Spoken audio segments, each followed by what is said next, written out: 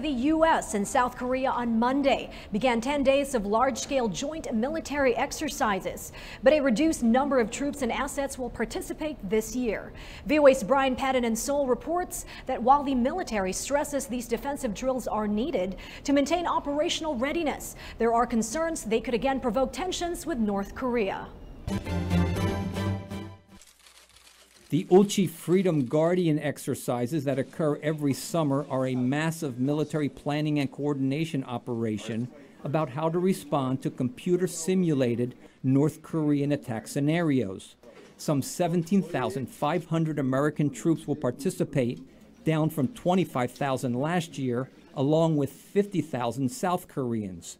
These annual war games, in addition to the combined ground, air, and naval field exercises that occur in the spring, are needed, say military leaders, to train the constant influx of new soldiers being deployed in the field.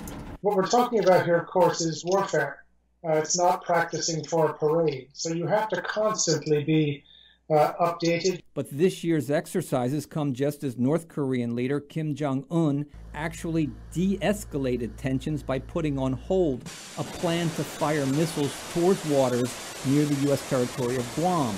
The move averted a possible conflict after President Donald Trump warned that the U.S. military was locked and loaded and would respond to any attack with fire and fury.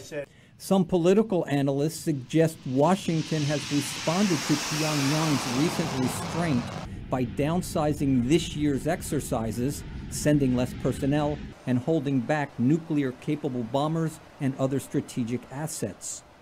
One way to send the kinds of reconciliatory gesture or the positive gesture to North Korea is going to be, we are not going to bring in any strategic asset, like a B-1 or F-35 or nuclear-powered submarine like that. North Korea, however, said Sunday that the military exercises would add fuel to the fire, increasing the likelihood that Pyongyang will conduct further missile and nuclear tests in the future. On Sunday, Defense Secretary Jim Mattis denied that North Korea's objections factored into the reduced number of troops and assets in this year's games.